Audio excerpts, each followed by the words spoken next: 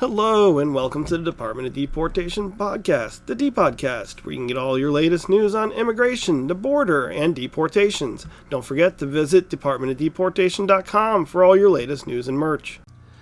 On this episode, we'll be taking an in-depth look at some of the ICE raid leaks, all the way from them being rumored to have happened, them being proven to have happened, them now referring people for prosecution, and can anything be done to completely stop them across the country.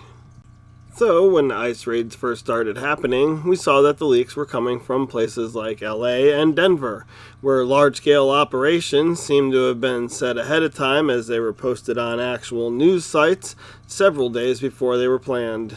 Local activists tracking what appeared to be ICE operations, reminding residents of their rights. Well, as immigration enforcement sparks community action, KCAL's Kristi Noem reports federal agents are warning against interference. Homan says the DOJ is investigating the ICE operation being leaked in LA and has a theory of where those leaks are coming from. Watch this. Some of the information we're receiving tends to lead toward the FBI. But I talked to the Deputy Attorney General all this weekend.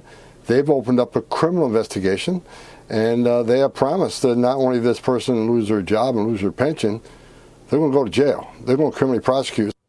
Okay, all that said, Senator, it seems like leakers are never caught. We always talk a big game. We got to get these guys or gals, but nothing ever happened. So, were rogue agents at the FBI responsible for the leaks? It's totally possible, but they also were trying to remind people that they were participating in these raids, and anybody attempting to interfere would be arrested. The FBI, which has been assisting with immigration operations since late January, says anyone impeding law enforcement operations can be prosecuted. Well, just because the FBI put that out doesn't mean that FBI agents weren't complicit in leaking the raids in the first place. Throughout the entirety of this ICE leak cycle, Kristi Noem, the Secretary of Homeland Security, has been adamant, just like Tom Homan, about the importance of catching these leakers. She even talked about using polygraphs, again, to go after the leaks. So, as we'll see coming up, the leaks didn't really stop there. They continued on, and we saw that the leaks in Virginia were leaked not only where it was going to be happening, but even the extent of how many arrest warrants were being issued. About enforcement and removal operations plans keep leaking, like a tweet from yesterday that warns ICE raids are planned Monday, Tuesday in Northern Virginia per multiple sources who tell us ICE has obtained between 75 and 100 judicial warrants. Last month, Border Czar Tom Homan blamed leaks for hampering a large-scale operation near Denver. Immigration activists have also appeared at raids with bullhorns and sirens to prevent arrests. DHS Secretary Kristi Noem has vowed to fire leakers. And it seems that Kristi Noem is doing just that.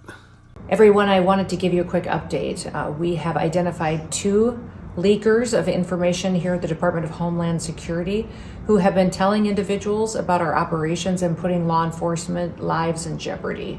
We plan to prosecute these 2 individuals and hold them accountable for what they've done. And we're going to continue to do all that we can to keep America safe.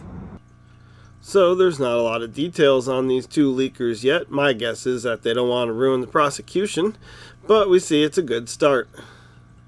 So the question remains, can we stop the ICE raid leaks completely and avoid having idiot protesters with bullhorns ruining operations? And the answer is I'm not sure that we can completely. I think the one thing that's being ignored here that I don't see talked about a ton is the hive mind of social media can also be applied for things like letting people know where ICE is going to be. It only takes a few hundred people in a city on the lookout, and that's a pair of eyes on almost every single street, and they might see these convoys headed out. So maybe we need to do some better tactics for ICE raids, and also we just have to accept the fact that occasionally some of these are going to be busted. This does not, however, account for the fact that some of these leaks were leaked several days ahead of time. So there's definitely still rats in there, I'd guess. And even if they got 2 of these leakers, we'll see how much this actually completely stops the leaks from happening. At least Tom Homan and Kristi Noem appear to be doing something about it. Well, that does it for this episode. Don't forget to like and share the video. You can find us on YouTube, Rumble, X, and Instagram. And don't forget to visit DEPODcast if you like any of the shirts that you see in the background. It helps support our channel, and it's some cool merch.